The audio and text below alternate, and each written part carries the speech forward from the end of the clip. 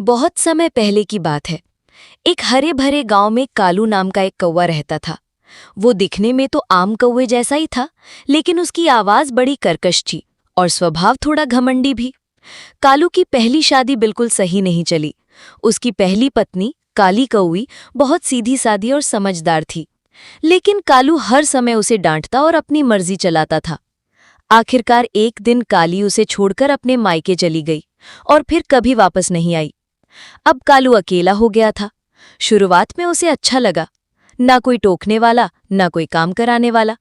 लेकिन कुछ ही दिनों में उसे अकेलापन काटने लगा। खाने के लिए भी कोई साथ नहीं था, बात करने वाला भी कोई नहीं। पेड़ की डाली पर बैठे बैठे वो अक्सर सोचता, काश मैंने काली की बात मानी होती। एक दिन गांव के पास के जंगल में एक शादी समारोह का न्योता आया। ये शादी थी हिरनी और हिरन की। कालू भी उड़कर वहां पहुंचा।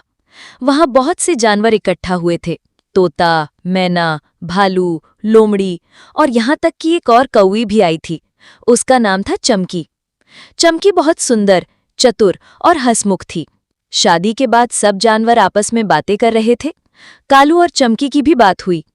चमकी को कालू की बातें कुछ अजीब तो लगी, लेकिन उसने मुस्कुराकर जवाब दिया। अगले कुछ दिनों में दोनों की मुलाकातें बढ़ने लगी। कालू ने चमकी से दूसरी शादी का प्रस्ताव रखा। चमकी ने शर्त रखी, मैं तभी शादी करूंगी जब तुम पहले जैसे घमंडी और झगड़ालू नहीं रहोगे। कालू को अपनी पिछली गलती याद आई। उसने दिल से वादा किया कि वो अब बदल गया है। गांव के सारे जानवरों के सामने कालू और चमकी की शादी हुई। इस बार कालू ने हर बात में चमकी की राय लेनी शुरू की। वो हर रोज खाने के लिए कुछ न कुछ चमकी के लिए खोज कर लाता। दोनों मिलकर घोंसला सजाते, जंगल की सैर करते और साथ में गुनगुनाते। कालू ने अब समझ लिया था कि रिश्ता निभाने के लिए केवल अपनी बात मनवाना जरूरी नहीं, बल्कि सामने वाले की बात सुनना और सम्मान देना भी उतना ही अहम है।